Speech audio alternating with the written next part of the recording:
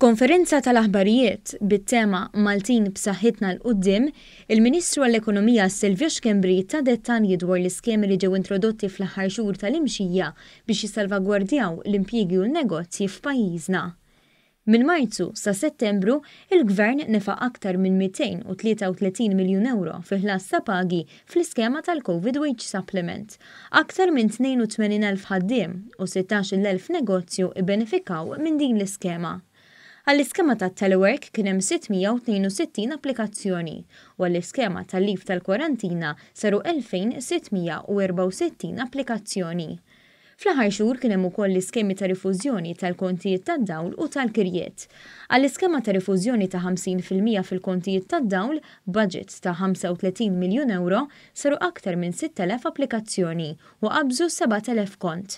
Minnaħa l-oħra l-iskema ta' rifużjoni tal-kirjiet, budget ta' 45 miljun euro, saru aktar minn 4,000 applikazzjoni u laħqu l-kważi 5,000 kuntratt.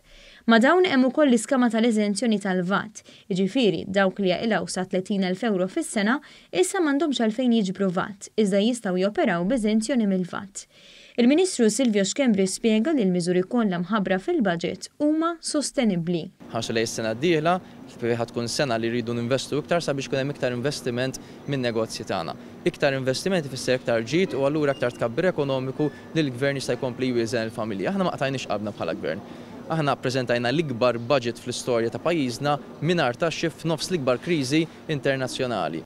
Il-Kap Eżekuttiv tal-Malta Enterprise Gert Farrugia spjega li fi żmien li ġej se titnieda skema mirata lejn kumpaniji li ħadmu inqas minn 50 persuna biex jitlu għal proġetti ta' innovazzjoni. Dan fil-waqt li se jkompli tissieħ fuq skemi eżistenti biex ikomplu jiġu mejjuna setturi eżistenti u jiġu attirati oħrajn ġodda.